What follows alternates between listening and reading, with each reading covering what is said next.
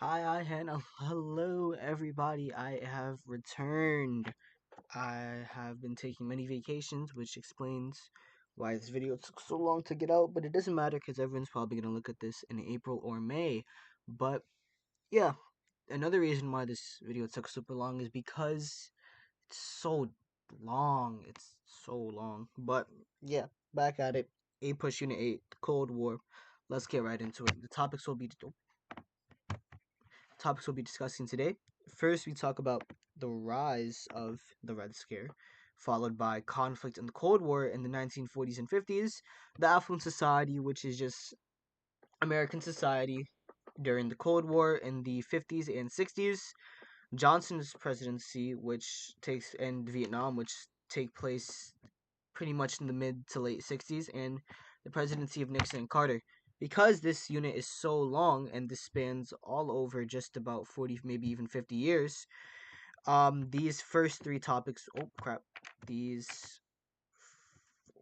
first three topics will be covered in this video. So let's get right into it with the rise of the Red Scare. Notice how I say rise and not the birth of the Red Scare. That's because the Red Scare has existed long before the Cold War, starting in World War One, where the main fear of Russia and the birth of the Red Scare comes from communism and its rise. With the Bolshevik Revolution that occurred in World War One, Russia, with its communist ideology at the forefront, was a growing power. It was not only growing and developing as a superpower, but expanding, which brought a lot of fear to many Americans because communism was, in a sense, the antithesis to um, democracy. And so the rise of these two conflicting ideologies was scary. And there are two reasons why during this time period the Red Scare reaches a climax and a peak. First of which is the failure of the Potsdam Conference. To jog your memory, the Potsdam Conference was the conference that split up Germany into four different sections. The US section, the British section, the French wow, excuse me, the French section, there we go, and the Russian section. So the whole reason why Potsdam failed is because the Russian leader Joseph Stalin wanted to enact these harsh punishments on Germany because of World War II and enact harsh reparations that they would need to pay. And you may be thinking, wait, this sounds oddly familiar. Didn't we already cover this? And you'd be right. We covered something very similar with the Treaty of Versailles at the end of World War One, where Britain, France, and Russia all agreed to enact these harsh punishments on Germany. And what was the result of that? Hitler rose to power, a second world war ensued. So, again, faced with this choice, the other two European nations, Britain and France, choose to side with America and choose to not enact these harsh punishments on Germany. Russia, however, is outraged and decides to go ahead and like impress those circumstances onto their own little section that they have dominion over with Germany. So that kind of divides Germany between a democratic side and a communist side. I would recommend you start looking at the map geopolitically in that sense of being democratic or uh, communist, because that's pretty much what the Cold War is. It's a battle between democracy and communism. And now we have that same separation being made with West Berlin and East Berlin. And the second reason why the Red Scare rose is because of the spread of communism. Like I had mentioned, with starting from World War One, not only was the Soviet Union on the rise, but it was spreading, and it spread all in that Eastern European region, which kind of like it was scary. Think of Russia as a box, and it was a box that grew a lot bigger from World War One. Pretend that's like going out. I'm not good at the start, but now Russia is kind of moving out of its box into different areas. Moving forward, the spread of communism kind of push forward this idea that we need to stop the spread of communism because, again, as Americans, we're trying to preserve democracy, and so what we develop is containment policy, where it's exactly what it sounds like. We're trying to contain the spread of communism. We're trying to stop it entirely. So again, Russia is a box. It's spreading outward, and our goal is to contain it. We're trying to block it off, kind of enclose it in its own little area. And Winston Churchill's Iron Curtain speech kind of encapsulates everything that you need to know about containment policy.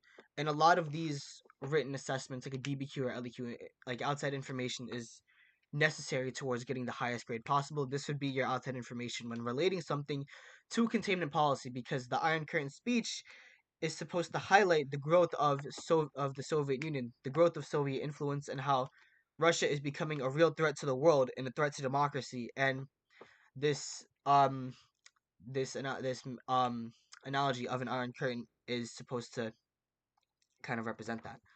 Moving forward, this again continues our continuity of American culture spreading, or at least our efforts to spread democracy, where we started this with the Monroe Doctrine, where we want to spread democracy on the Western Hemisphere by separating ourselves from all the European colonialists.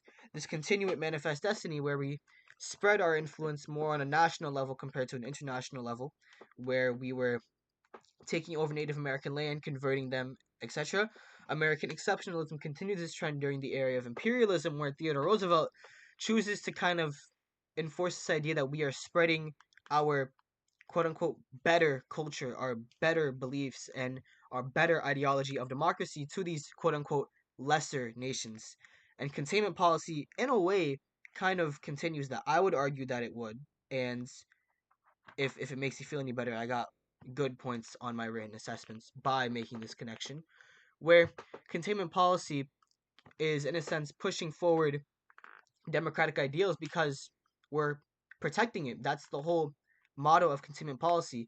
We're protecting these nations from the quote unquote evil nature of communism that we as Americans view it to be during this time. And I would personally argue that that's an extension of that. I'll go into that kind of connection in a different video. Let's move forward.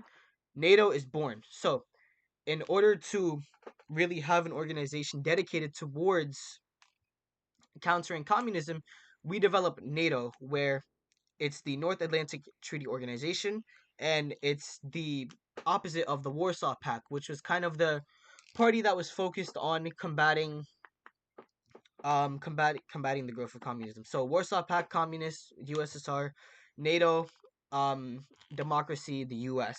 And compare this to the League of Nations, where initially with the League of Nations, the Congress was very hesitant to join a like international organization like the League of Nations, but now when we have a real threat that we need to combat, the Congress is a lot more willing to join a international organization. So yeah, that's just take note of that now Congress is willing to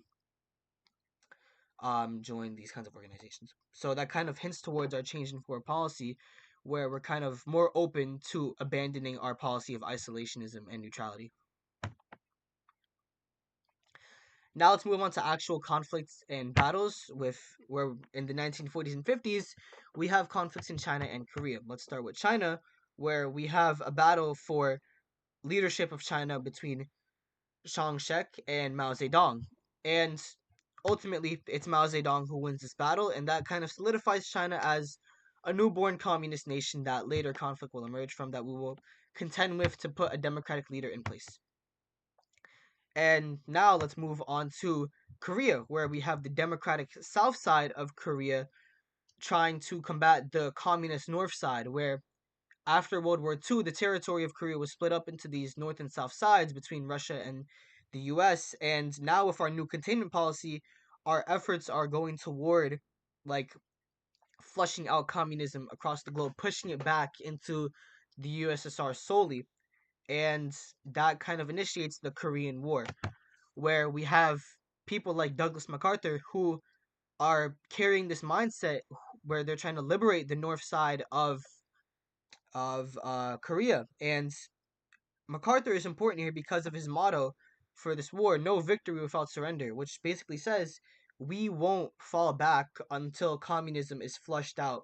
And the main thing to note is that many Americans really supported that motto, and they supported MacArthur's ideals, despite Truman, the president during this time, the president during this time being a little more weary toward that kind of idea, because this would be an extensive battle that would drain a lot of resources out of America if prolonged, which we'll see in a different war much later down the line. But yeah, that's the Korean War. just kind of highlights the extent to which many Americans are willing to go to combat communism, and also how the Cold War, which is supposed to be this kind of battle of ideologies, also has its own actual military combat aspects. Moving toward the affluent society in the 1950s and 60s, let's start off again with the Red Scare, where on the home front we have our own little issues with the Red Scare, where they kind of manifest in protests. Two forms of these protests come in the form of a government protest, being House of Un-American Activities, and McCarthyism, more of a social, more local ideology that encapsulates like the protest towards the Red Scare. But let's start off with House of Un-American Activities, or HUAC, HUAC. I like saying HUAC, but this cartoon pretty much sums up how HUAC impacted American life. In the cartoon here, we see government officials literally driving headfirst into the crowd, disrupting their lives. We see people being tossed asunder, and we see them losing valuable possessions. And that's how HUAC operated, where they would impede on the lives of they would impede on the everyday lives of Americans with no regard, no compensation. If there was even a minor like suspicion that you were a communist, HUAC would come in and they would interrogate you. They would disrupt your whole lifestyle. Um, I was making a mock FRQ, and I kind of made up this letter that was very similar to to a HUAC letter that you would get if you were under suspicion of communist activity, where it was like, we would like to invite you to court to under the suspicion that you are a communist because you were seen wearing red. You were gone between the hours of 10 p.m. and uh like 6 a.m. Like things like that.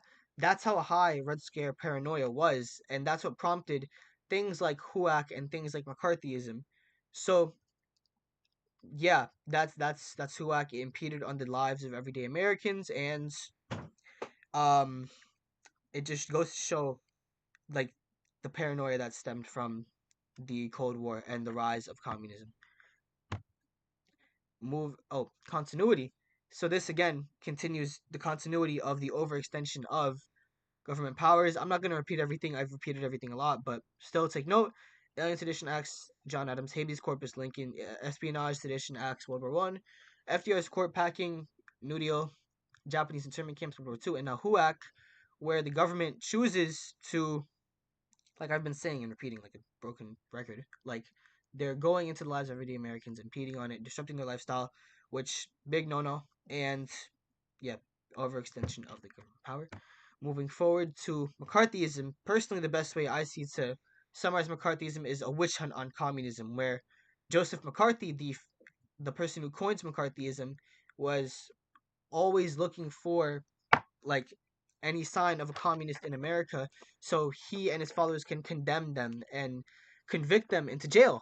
And that's how I see it. It's pretty much a witch hunt on communism. And a good example of this is the um Whitaker chamber trial, where an innocent man was condemned of being a communist with very little evidence stacked against him, and yet he was still condemned and convicted.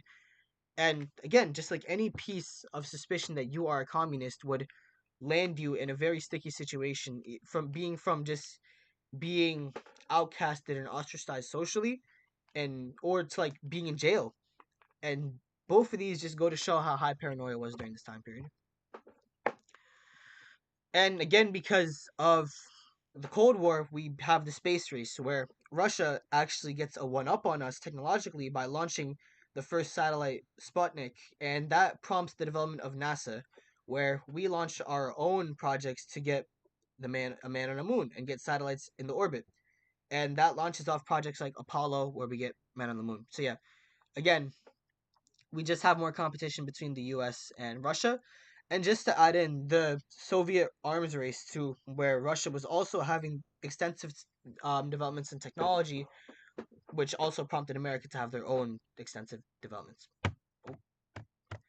Moving forward, Truman's economics. So again, we remain on the home front, but let's also discuss economics during this time period. So like I just said with the arms race, something minor, development like that is also going to prompt economics, but and same thing with the space race. That's also going to prompt um economic stimulation.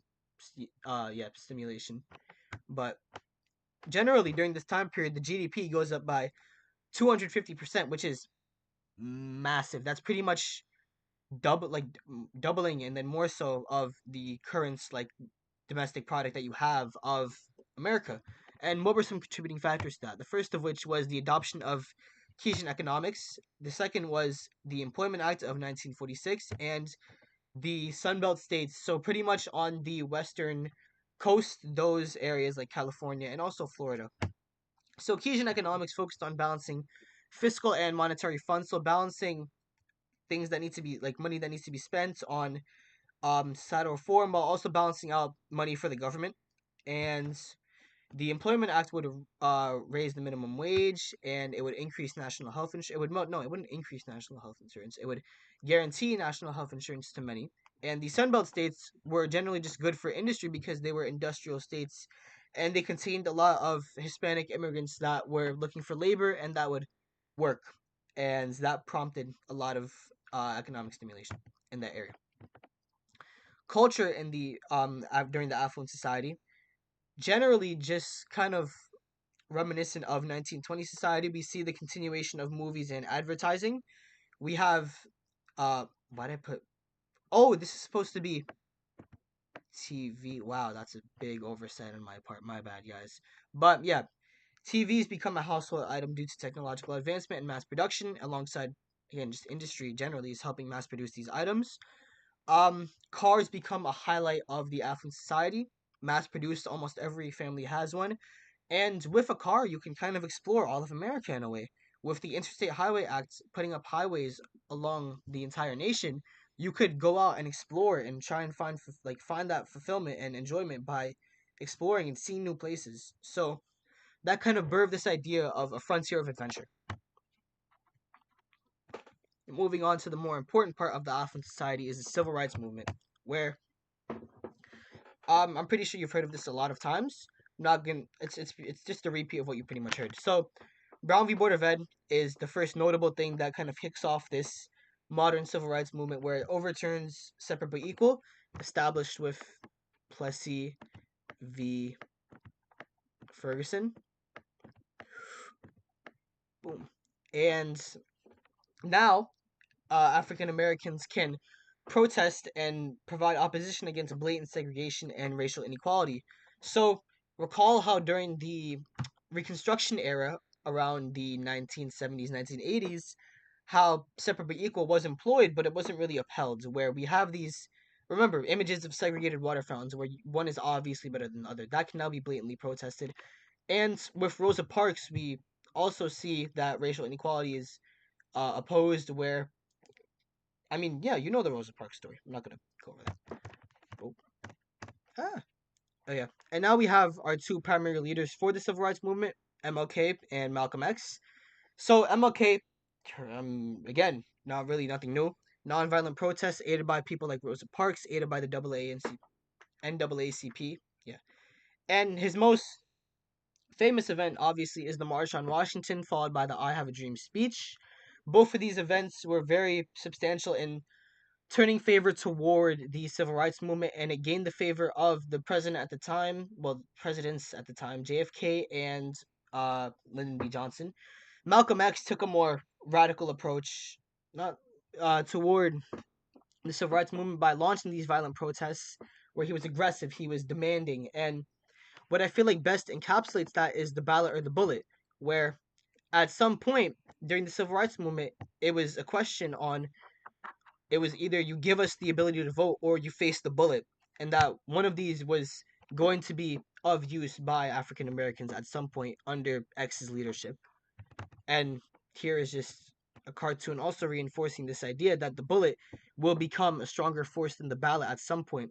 And even now, where violence is becoming, like in X's eyes, violence is becoming the means of progression because at that point, nonviolent protests didn't really seem to have much effect. And it all culminated in 1965 with the passage of the Voting Rights Act. And also during this time period, we see more, besides just African American support with under massive leaders like MLK and Malcolm X, we see different student groups actually form of the Congress of Racial Equality and the Student Nonviolent Coordinating Committee, where we even see college students and the youth become active participants of societal reform. The Cold War kind of becomes the catalyst for that, where just to use a modern day example, which you should, by the way, rarely ever do in history class because it's a history class, not a current event class. But just to use a modern day example, we see colleges and college students launch their own protests in regards to international affairs like Israel and Palestine. And just to use that as an example, this is also similar to that in the sense that we have college students forming their own groups and unions to kind of speak out for the civil rights cause. And just a quick chronology for the fight of the civil rights movement, because many people just see the civil rights movement beginning here with the where it was coins, but really you could go as far back as the slave rebellions in Unit 2 with colonialism up until Unit 4 in the antebellum era, where we have slave rebellions where slaves are fighting for they're fighting for rights, they're fighting for recognition as people. And then that's further enforced in the abolitionist movement, where it's more direct. It's more that slaves and African Americans deserve these rights, they deserve that kind of social power. And then it culminates in the Civil War, at least at that time, where African Americans are given their human rights, their basic human rights as American citizens. And then in World War I, we have African Americans join the war effort again to progress and hopefully gain more recognition and societal progression.